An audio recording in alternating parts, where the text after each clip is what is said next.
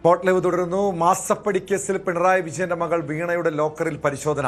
തിരുവനന്തപുരത്തെ HDFC ബാങ്കിലാണ് പരിശോധന. വീണ വിജയന്റെ സാന്നിധ്യത്തിലായിരുന്നു പരിശോധന നടത്തിയത്. കേസുമായി ബന്ധപ്പെട്ട് വീണ വിജയനെ ED ചോദ്യം ചെയ്തിരുന്നു. ലോക്കർ വിവരങ്ങൾ പരിശോധിച്ച ശേഷം വീണയെ വീണ്ടും ചോദ്യം ചെയ്യുമെന്നാണ് വിവരം. സാരംഗ് സുധാകരൻ ചേരുന്നുണ്ട്. സാരംഗ്, ഈ പരിശോധന, ബാങ്ക് ലോക്കറിലെ പരിശോധന പൂർത്തിയായിട്ടുണ്ടോ? വീണയുടെ സാന്നിധ്യമുണ്ടായിരുന്നു. എന്തൊക്കെ കാര്യങ്ങൾ കണ്ടെത്തുകയായിരുന്നു EDയുടെ ലക്ഷ്യം?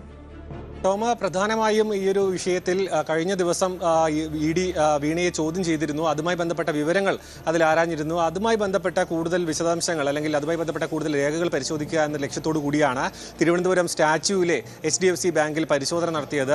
പ്രധാനമായും ലോക്കറിൽ സൂക്ഷിച്ചിരുന്ന വസ്തുക്കൾ എന്തൊക്കെയാണ്, ആ കാര്യങ്ങളിലാണ് കൂടുതലുമായി ED അന്വേഷണ സംഘം പരിശോധന നടത്തിയതെന്നാണ് മനസ്സിലാക്കാൻ കഴിയുന്നത്. 10:30യോടുകൂടിയാണ് ED സംഘം ഇവിടേക്ക് എത്തിയത്. തുടർന്ന് പരിശോധന ആരംഭിക്കുകയും പിന്നീട് വീണയെ ഇവിടേക്ക് വിളിച്ചു വരുത്തുകയും ചെയ്യുകയായിരുന്നു. പിന്നീട് നടന്ന പരിശോധന ഈ ഒരു വീണയുടെ സാന്നിധ്യത്തിൽ തന്നെയായിരുന്നു പരിശോധന നടന്നത്.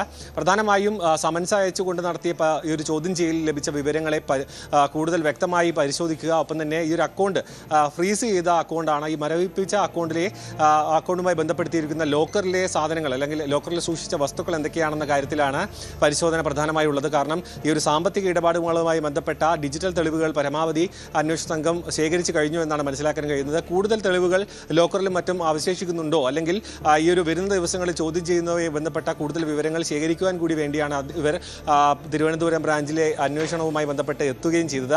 വീണ വിജയന്റെ സാന്നിധ്യം ഇവിടെ ഉണ്ടായിരുന്നു. 1 മണിയോടുകൂടി ഈ ഒരു പരിശോധന അവസാനിപ്പിച്ച് അവർ മടങ്ങി പോവുകയും ചെയ്തു. എന്തിനായാലും വരുന്ന ദിവസം സമൻസ് അയക്കുകയും ചോദ്യം ചെയ്യൽ നടപടികൾ വീണ്ടും തുടരുമെന്ന് തന്നെയാണ് അറിയാൻ കഴിയുന്നത്.